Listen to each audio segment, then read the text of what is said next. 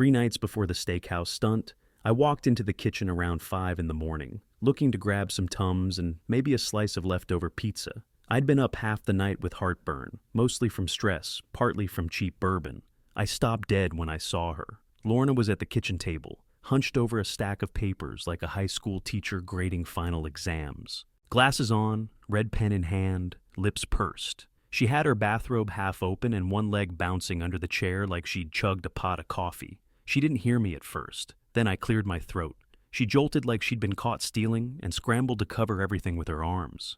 I watched her slide the whole stack into a shiny pink envelope. Big loopy letters on the front read, "Happy birthday, you sexy thing." What the hell kind of birthday card needs 30 pages of attachments? She looked up at me, wide-eyed, fake smile plastered across her face like wallpaper. "Oh, hey babe," she said. "Just getting your birthday stuff ready." "Since when do you call me babe?" I asked. She laughed, too loud, too high-pitched, and stood up like that would distract me. "Don't be weird. Go back to bed. I didn't expect you to be up." "Yeah, clearly," I said, eyeing the envelope. She clutched it to her chest like it was a baby, walked right past me and dropped it in her purse hanging by the back door. Didn't say another word, and that was it. The rest of that week, she acted normal. Woke up before me every day, made her usual black coffee, barely looked at me while I sat there drinking mine. The pink envelope just sat in her purse the whole time, like a loaded gun with the safety off. I didn't say anything, but I kept thinking about those pages. I'd seen the top corner of one before she stuffed it away. Notice of filing. I'd seen enough court docs in my life to recognize the font and layout, so I started looking for clues. She left her laptop open once.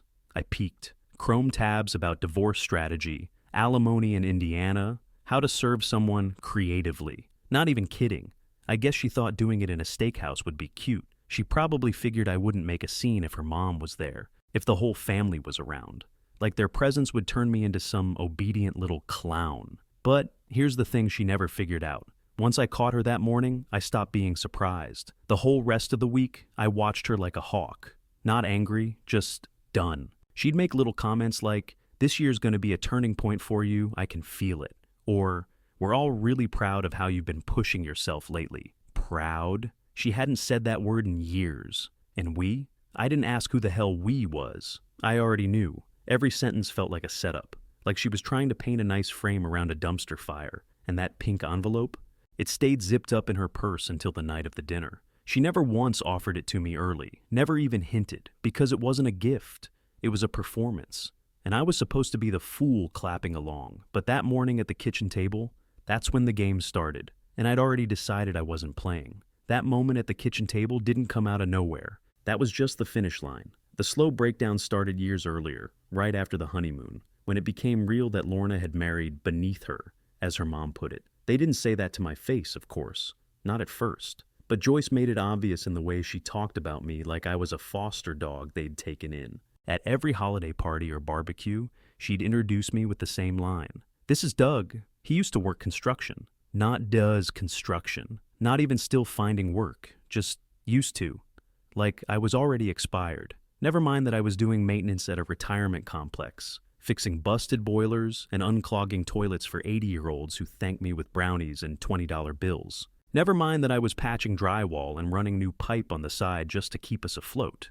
To her, if it wasn't a salary with a W-2, it didn't count. At dinners, they'd go around the table, bragging like it was a LinkedIn feed. Tiffany just got promoted to VP. Craig closed on a second property in Bloomington. Joyce's friend's son just finished law school. Then they'd look at me and pause. No questions, no, "How's it going?" Just that awkward silence like I was some foreign exchange student who didn't speak the language. One time, I brought up that I'd fixed a busted water main in freezing rain. Took me 7 hours, no help. Lorna's brother-in-law, Craig, smiled and said, "That's gotta be hard on the knees at your age." Joyce chuckled. Lorna sipped her wine and said nothing. Every time I left their house, I felt like I'd taken a test. I didn't know I was failing. Then came Christmas. Everyone else got real gifts, watches, scarves, gift cards, fancy liquor.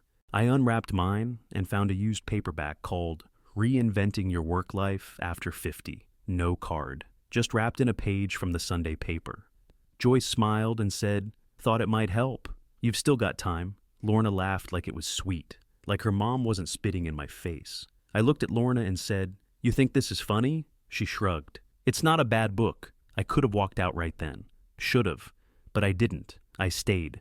Because that's what they expected me to do. Sit down, smile, and take it. And I did for a while. Her mom had poisoned the well, sure, but Lorna handed her the damn cup. It wasn't one big explosion. No cheating, no screaming fights. Just slow, quiet rot. 2 years of being tolerated instead of loved.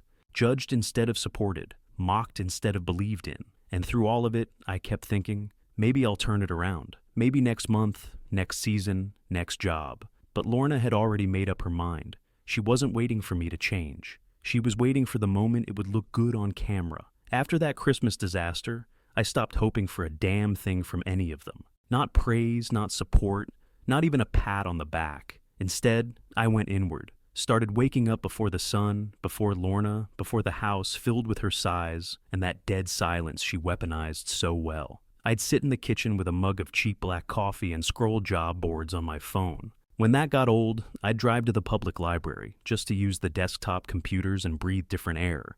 Learned how to format a halfway decent resume. Watched YouTube videos about cover letters, interview etiquette, how not to sound desperate even when you were. I applied to everything. Front desk jobs at budget hotels, facility roles at schools, groundskeeping at apartment complexes, hell, even a driver gig that wanted at least 2 years professional courier experience. I didn't have that. I applied anyway. Most places ghosted me. A few sent polite rejection emails. One guy actually laughed on the phone when I said I'd been doing freelance plumbing and the handyman work. "Oh, so nothing official then," he said. Click. That one stung, but I kept going. About a month into the grind, I sold my old Ford truck. Beat to hell. Rust around the wheel wells, but it still ran. Took that money and signed up for HVAC night classes at the trade school over in Marion. Twice a week, 6 to 9 p.m. I didn't tell Lorna right away. Figured I'd wait until it was real. But the first night I came home with a textbook and safety goggles, she raised her eyebrows like I'd walked in wearing a clown wig. "You gonna fix the furnace or build a time machine?" she asked. "HVAC," I said. "Certification in 6 months if I pass everything." She smirked. "Look at you. Finally doing something useful with your hands." That was her version of encouragement. Later that week, Joyce found out. I heard her on speakerphone say, "That's cute. Trying to play catch-up now, huh?" I walked into the room mid-call. Lorna didn't even flinch. She just turned the volume down a little like I was the janitor sweeping nearby. Joyce kept talking. "He should have done that 20 years ago. It's hard starting over at that age." I leaned in and said, "Yeah, well, some of us don't get trust funds and catered careers." Lorna shot me a look like I'd just pissed on the carpet. After that, they didn't talk about it much. Like ignoring it made it less real, but I showed up to class every night. Sat next to guys half my age and took notes like my life depended on it, because it did. I had no backup plan. I had no time to waste. When tests came around, I studied on my lunch breaks, on weekends, in the truck while waiting for Lorna to finish shopping. She'd come out with bags of crap we didn't need and say stuff like, "Hope school's teaching you how to pay for this soon." I bit my tongue so hard sometimes I tasted blood, but I kept at it. Got a B+ on my first big exam.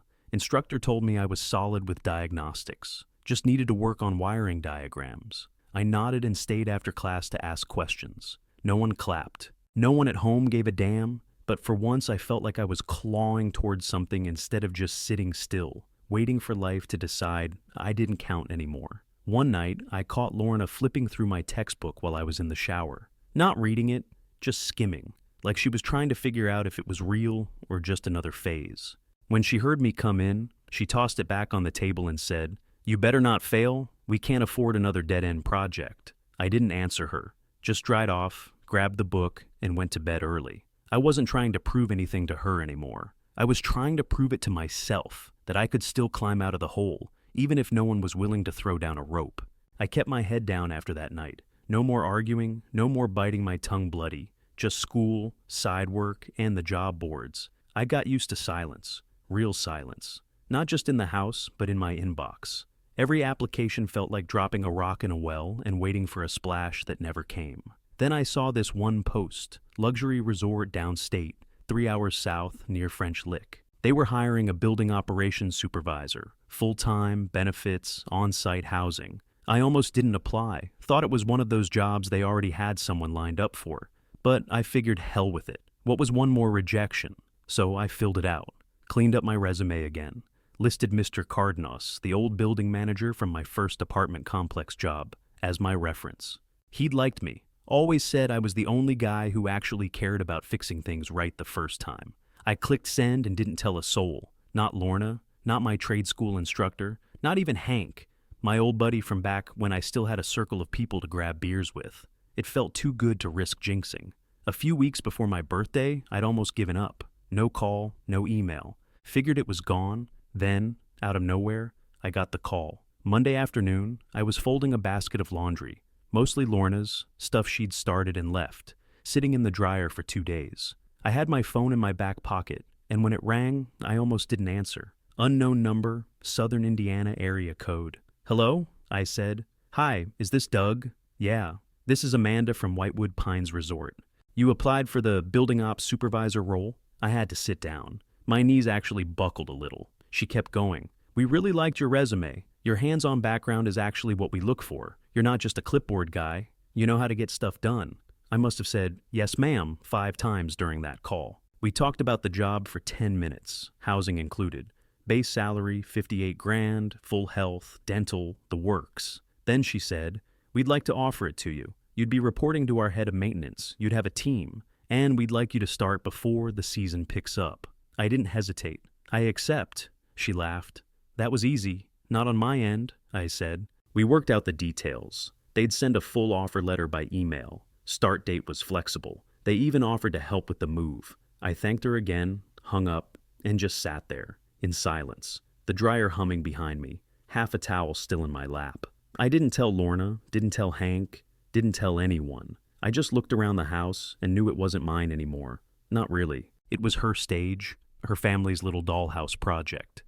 But this job, this was mine. I went to class that night like normal, took notes, answered questions, studied pipe diagrams, acted like nothing had changed, but everything had, because for once, I had something in my pocket that no one could take or belittle or mock. It wasn't some dream. It was real. An address, a salary, a key card with my name on it, waiting somewhere far from the mess I'd been living in, and I wasn't about to let anybody ruin that. I didn't even want to go. That Thursday, I came home from trade school ready to fake a stomach ache and stay in bed.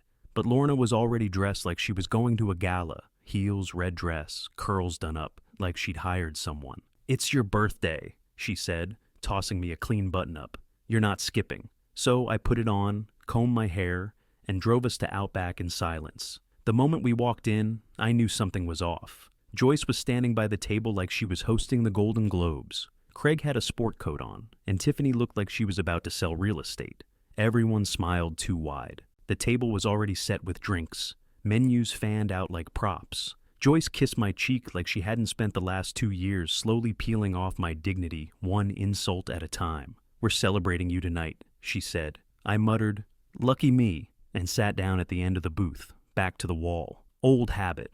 Lorna slid in next to me. Her purse hit the seat with that familiar thud, same purse that had held the glittery envelope all week. I ordered a ribeye, medium rare, drank a whiskey neat, tried to focus on the food, but the air was too sweet, fake, like they were trying to sell me something I didn't want. Joyce kept making little toasts about new chapters and growth and being brave enough to change your life. Craig chimed in with something about betting on yourself. I just chewed my steak and nodded. Then, right as the server dropped off dessert, lava cake with a sad candle in the middle, Joyce stood up and tapped her glass. "I just want to say something," she said, loud enough for nearby tables to look over. "This man has come a long way. He's been through a lot, and sometimes the best gift you can give someone," she paused for dramatic effect, "is freedom." Then she reached into her purse and pulled out the envelope. Pink, glittery, same dumb bow from earlier that week. She slid it across the table like it was a coupon. "From all of us," she said. Lorna had her phone out already, camera aimed right at my face. I looked at her. "You recording this?" She smiled. "It's just for me." Tiffany was smirking like she'd been let in on a secret early. I opened the envelope, pulled the papers out slow. Top page said, "Petition for dissolution of marriage." Filed, stamped, just waiting for one last signature. I stared at it for a second, felt nothing. I reached over, grabbed the pen Joyce had already laid on the table like a prop, and signed my name, nice and slow. Then I slid the paperwork back across the table. "Appreciate it," I said. "Best birthday gift I've gotten in years." The whole table went quiet. I stood up, dropped a 20 for the server. Wasn't her fault the circus rolled through her section and started walking. Lorna called after me. "Doug, wait." I didn't. I walked straight out the front door, out into the parking lot, cool night air hitting my face like a slap I needed. Didn't look back. Didn't slam the door or yell or throw some dramatic fit. That's what they wanted, for me to break down on camera so they could say, "See, told you he couldn't handle it." But I didn't give them that. I gave them silence, calm, dignity. I got in my car, started the engine, and just sat there a second. Then I laughed, a real laugh, first one in months, because they had no clue I'd already accepted a new job 3 days before that dinner. Housing included, salary locked in, move-in date negotiable. They thought they were throwing me out, but the joke was on them. I'd already left. 2 days after the Steakhouse ambush, I called Amanda in HR. Her voice came through bright and chipper, like she'd been waiting on me. "You ready to set a move-in date?" she asked. "Yeah," I said, "soon as possible." "We can send a truck," she offered. "Pack you up, make it easy." "No need, I'll handle it." She gave me the move-in instructions, access code for the gate, and said they'd have the fridge stocked. I hung up and stared out the window for a long minute. Then I got up, walked to the closet, and grabbed the duffel bag I'd packed halfway 3 weeks back. That Sunday, Lorna was still holed up at Joyce's, probably soaking in the applause. I didn't wait for her to come home. I boxed up my tools, work boots, and the textbooks from trade school, packed 2 weeks of clothes, my shaving kit, and the few things in that house that still felt like mine. Didn't touch the wedding photos. Didn't need anything from our life together. I left her a note on the kitchen counter. "Thanks for the freedom, I'll be fine." Then I walked out without locking the door, let her deal with it. The studio apartment above the maintenance shop was bigger than I expected. Clean, smelled like fresh paint and lemon cleaner. The bed was made, the fridge had eggs, milk, and cold beer. My name was already on the door. That hit me harder than I thought it would. I didn't take a break. I went straight to work. Long days, double shifts, took the crappiest assignments. Anything to stay busy. The head of maintenance, Carl, was old school, gray ponytail, called everyone boss. After 2 weeks, he trusted me enough to leave me in charge while he went to a dental appointment. That turned into Fridays, then full weekends. 4 months in, Amanda from HR called again. "Just wanted to say congratulations," she said. "You're officially senior supervisor now. Raise kicks in next pay cycle." I thanked her, hung up, and let out a breath I didn't know I was holding. One afternoon, I checked my phone after lunch and saw 3 missed calls, all from Lorna's number. There was a voicemail. I played it on speaker while sorting supply orders. Joyce's voice. "Doug, I think we should talk about everything. Call me back." I deleted the message without blinking and blocked the number. Next day, another message came in through email, different tone, still her. "Saw a review from a friend who stayed at your resort. Said the maintenance was exceptional. Said the man who helped fix her AC was polite and professional. That was you, wasn't it?" Damn right it was. But I didn't answer. That compliment was the only thing she'd ever sent my way that wasn't dipped in sarcasm or dressed up like a charity handout. And even that came secondhand. Let her sit with that. I spent my evenings walking the grounds with my clipboard, checking AC units and busted outdoor lighting. Got used to hearing, "Hey Doug," from coworkers and guests alike. One night, Carl clapped me on the shoulder and said, "Whole place runs smoother with you here. Appreciate how you handle your crew." I nodded and kept walking, because that's all I wanted. Respect. No cameras, no speeches, no glittery envelopes pretending to be gifts. Just people who saw me for what I actually did. That resort became home fast. Not because of the pay or the view or the stocked fridge, but because nobody there looked at me like I was something broken they were stuck with. They saw a guy who showed up, fixed what was busted, and didn't make excuses. And that was worth more than anything Joyce could ever write in a Christmas card. Most days started before sunrise.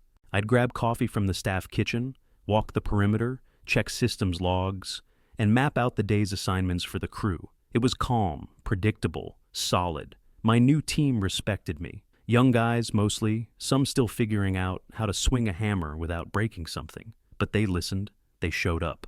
And more than anything, they appreciated when I showed them how to do things right instead of just yelling when they got it wrong. The head of operations pulled me aside one day after lunch and said, "You've got patience most don't. That's hard to teach." I nodded, didn't brag, didn't gloat, just said, I've been on the other side of it. I know what it's like. They started sending new hires my way automatically after that. I didn't mind. I like teaching. I like seeing them get it. Every once in a while, I'd pass a mirror in one of the hallways and catch my reflection. Uniform tucked in, name patch clean, boots polished. I'd think about the way I used to look walking into Joyce's living room. Back then I looked like guilt wrapped in denim. Now I looked like a man again. I drove a company truck, not flashy, but new. White Chevy with the logo on the door and tools in the back. Sometimes after a long day, I'd take the long way home, cut through the scenic route by the lake. No destination, just peace. Better than sitting through a dinner table of forced compliments and quiet judgment. No Lorna nitpicking every move. No Joyce looking at me like I'd tracked in mud just by existing. Now I ate alone, sure, but I did it on my own terms. I never kept tabs on them. Didn't need to, didn't want to. But now and then, their names popped up, usually through guests or online reviews. I heard Tiffany and Craig were trying to sell their second property.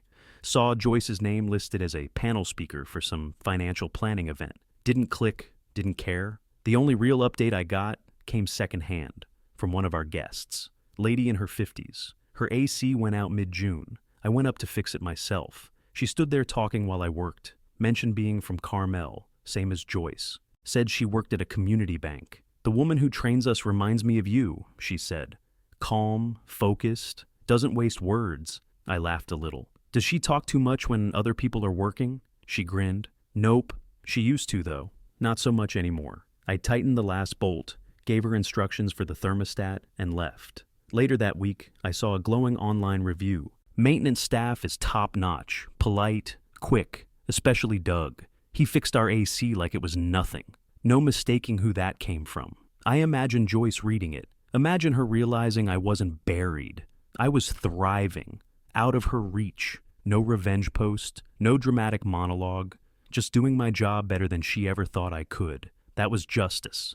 Not loud, not viral, just cold, clean, and quiet. The kind of justice that shows up wearing a crisp uniform and gets the job done. It was a Thursday mid-afternoon, right between check-ins and dinner rush. I was walking the East Wing, doing a follow-up on a slow drain in room 218, when this older couple stopped me in the hallway. The man had a folded-up brochure in his shirt pocket. The woman held a wide-brimmed sun hat and smiled like we were old friends. "Excuse me," she said. "Do you happen to know any good local restaurants?" "Sure," I said. "You want fancy or just something solid?" "Something real," she said. "We're from Carmel. Hard to find food that's not trying too hard." I raised an eyebrow.